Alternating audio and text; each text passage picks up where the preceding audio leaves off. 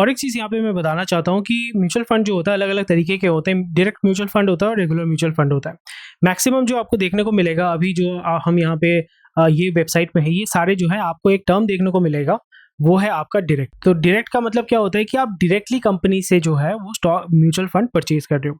सो ये कितने क्यों इंपॉर्टेंट है, यहाँ पे ये इंपॉर्टेंट इसलिए है क्योंकि दो टाइप के होते हैं, एक होता है रेगुलर, एक होता है आपका रेगुलर और एक होता है डायरेक्ट। डायरेक्ट में क्या हो जाता है कि आप डायरेक्टली कंपनी से परचेज कर रहे हो, तो यहाँ पे आपको किसी को कमीशन या ब्रोकरेज नहीं देना पड़ता है। रेगुलर का मतलब होता है कि जैसे आपके पास बहुत सारे लोग आके आपको बोलते हैं ना कि हमसे आप मैं आपका म्यूचुअल फंड आपका बुकिंग करवा देता हूँ, आपसे आपको मैं उसका अरेंज करवा देता हूँ, वो क्या होता है, वो रेगुलर फंड होता है। वो ब्रोकरेज चार्ज करते हैं। तो यहाँ पे आप जैसे देख पा रहे हैं एक्सपेंस रेशियो कितना था, एक्सपेंस रेशियो था 0.56%। और अगर आप किसी ब्रोकर के माध्यम से अगर आते हैं, वहाँ पे आप एक्सपेंस रेशियो देखेंगे 1.656%, 2.5%। तो बहुत ह्यूज डिफरेंस होता है। तो ये चीज़ आपको ध्यान में रखना है कि हमेशा डायरेक्ट से इन्वेस्ट करें, क्योंकि ऑनलाइन से ही आप इन्वेस्ट करोगे।